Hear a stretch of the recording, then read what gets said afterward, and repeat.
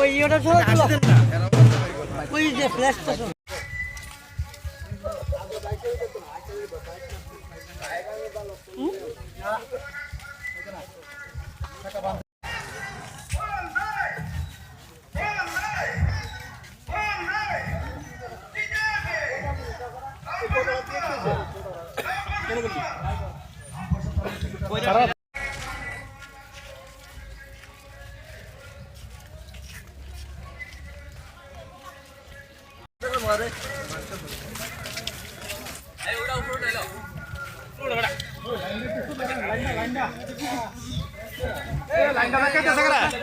জয়ের মালা পরব কে এবার জয়ের মালা পরব কে এবার জয়ের মালা পরব কে এবার জয়ের মালা পরব প্রচার শেষ হচ্ছে। তো আজকে আমাদের আমার নিজের বুথ যেটা সেটা এবং পার্শ্ববর্তী যে ওয়ার্ডগুলি আছে সেই ওয়ার্ডদের নিয়ে আমরা বেরোচ্ছি। প্রত্যেকটা পঞ্চায়েতে প্রত্যেকটা ওয়ার্ডে আজকে মিছিল হবে, বিকাল 4টা পর্যন্ত মিছিল চলবে।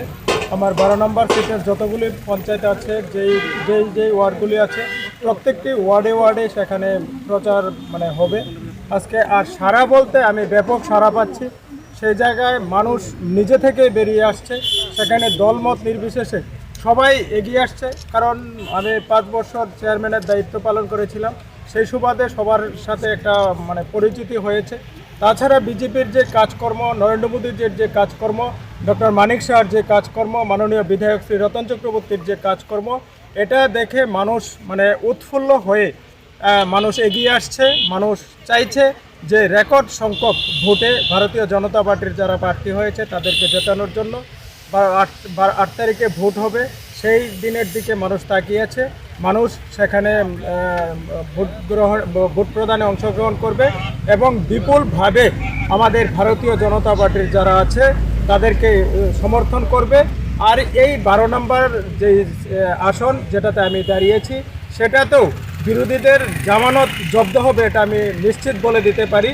আর আমার জয়ের ব্যাপারে যেটা আপনারা বলেছেন সেটাতে 100%-এরও বেশি যেটা আছে, যদি কোনো কিছু থাকে সেটাও আমি বলতে পারি যে আমি জয়ী হবই, একটা রেকর্ড ভোটে জয়ী হব, ব্যবধানে জয়ী হব।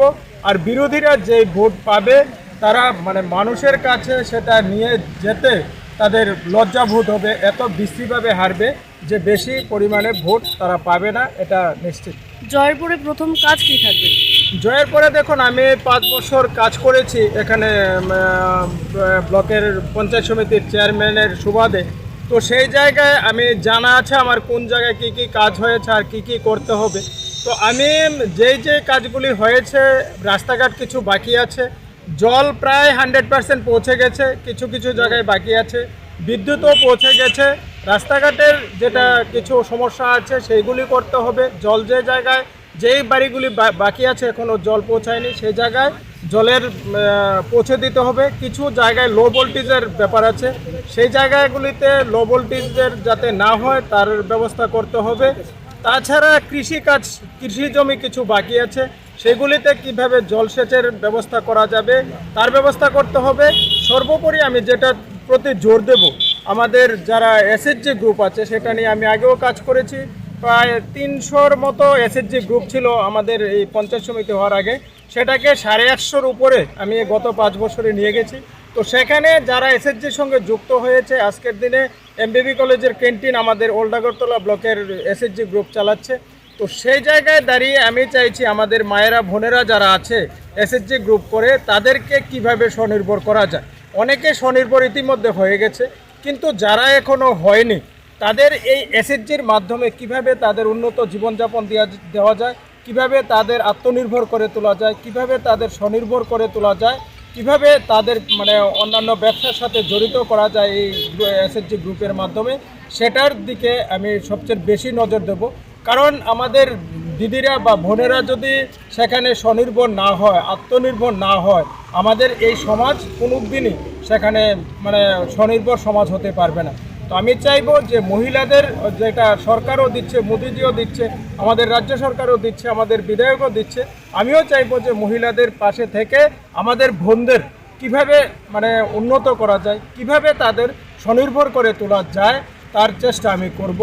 এই এসএসজি গ্রুপ যারা আছে, টিআরএলএম যারা আছে, তাদেরকে সঙ্গে নিয়ে যৌথভাবে কাজ করে এই কাজটা আমি করতে চাই।